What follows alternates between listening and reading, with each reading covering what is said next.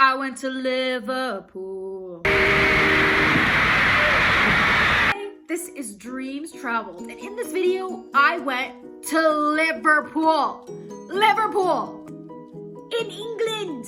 Liverpool! Growing up, my grandpa would occasionally sing Hey Jude, and I would listen and say, okay, that's a good song. Don't know who wrote it, don't know anything about it. Probably like a year ago, I was an audio tech for a Beatles show.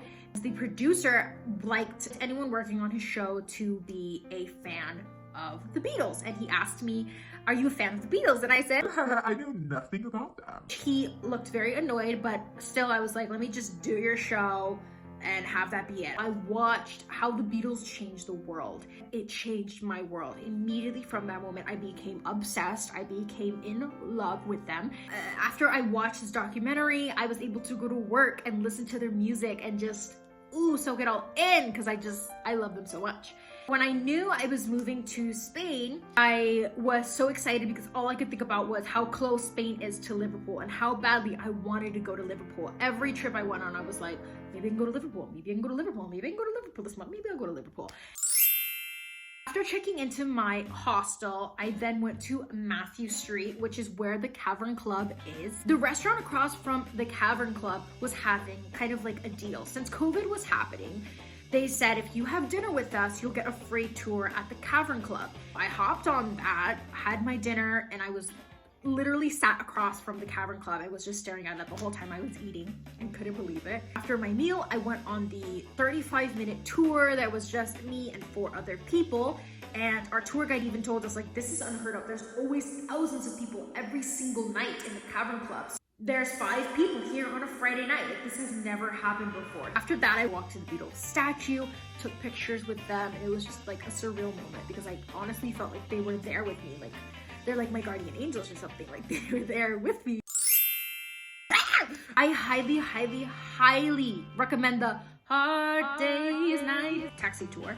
I was able to be driven around everywhere, see everything that was related to the Beatles in Liverpool. So I woke up, got out of bed, dragged a comb across my head, and went on my taxi tour with Dale. Shout out to Dale. First place that Dale took me to was the area where Ringo grew up. So he took me to this bar that is actually the cover of his first solo album. And this bar is basically where he had his first drink, where he grew up. I was taken to where Ringo was born, which is apartment 10. And then he took me literally like 2 streets walkable to where he lived next in number 8. And across the street on the 9th apartment, you can see the Beatles engraved kind of in the stone. And this is where he learned that he wanted to be a drummer. He took me to Penny Lane. It was really surreal, and they actually put a cover on the sign because Paul McCartney himself signed the sign in James Corden's Carpool Karaoke. And yeah, so they just put a cover on it so that no one can further write on it. We saw the church where Paul was a choir boy and where his brother got married, which is on Penny Lane. And then I saw the barber shop. So at Penny Lane, there is a barber showing photographs of every head he's had the pleasure to have known. And all the people that come and go, stop and say hello. Well, I didn't get to say hello because of COVID. We went to George's house where he grew up. He grew up in number 12, and he grew up on Arnold Grove Street. George would use Arnold Grove as a hiatus when checking into hotels. We went to the church where John was a choir boy, and right behind this church, there's a cemetery. And in the cemetery, you can see Eleanor Rigby's gravestone. Now, what's interesting is people assume that this graveyard, right, is where Paul got these names from. But his story is completely different in his interview with GQ in 2018. I like the name Eleanor. We've been working with an actress called Eleanor Braun in the Beatles film Help. So I like the name Eleanor. But I was looking for this Eleanor Papa to make the rhythm. So I was looking for this nice surname. And I happened to be in Bristol, and I saw a shop that said Rigby. So I thought, oh great, Eleanor Rigby. So now I had the name of my main character. He says he doesn't remember seeing these names, but I think that it could be in his subconscious, these names, but his consciousness was trying to find these names as if trying to find a way home. And basically, John used to sneak out of his choir lessons and smoke a cigarette in the graveyard. So right across from this church is where John and Paul met for the first time. John first introduced Paul to the Quarrymen, his original band.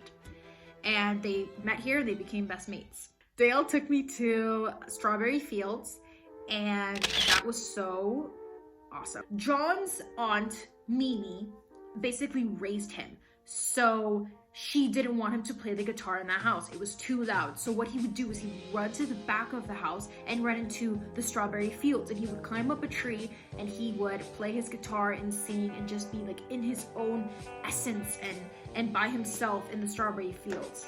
Dale took me to Aunt Mimi's house. It was super cute. I was able to take a photo like how John took a photo when he was super young. And Dale took me to Paul McCartney's childhood home where he wrote She Loves You and where him and John played a lot together.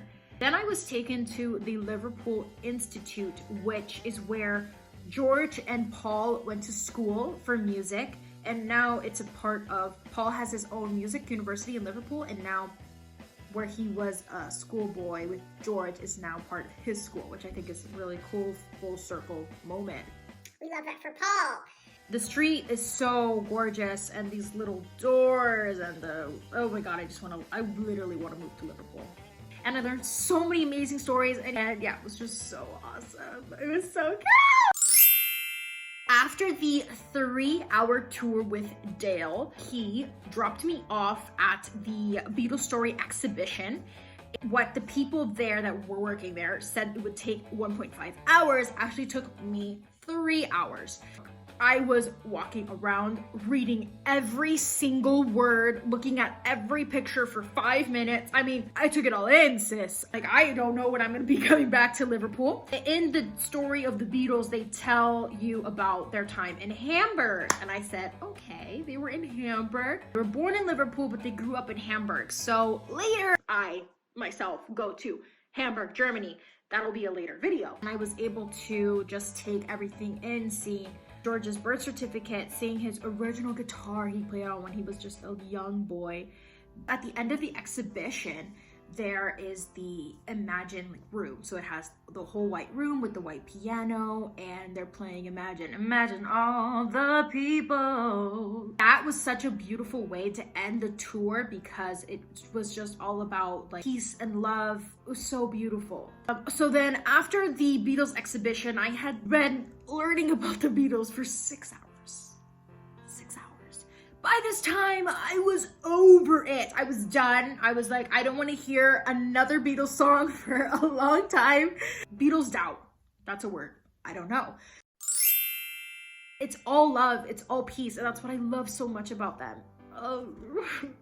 I could not, and I can't even put into words how lucky I am and was to be able to go to Liverpool. And I was so overwhelmed by everything. Oh, it just makes me so like I literally want to cry thinking about it because it's just so emotional for me that I need to cry. I needed to let it out. Thank you so much for watching, and when you can, you're gonna travel. I know you are, and you're gonna live your best life, okay? You're gonna find yourself, okay? Thank you. If me, who knew nothing about the Beatles a year ago, went to Liverpool, then you can literally do anything. Anything! Have a beautiful day and listen to some Beatles music because it'll make you happier. Till There Was You is my favorite song. Ah!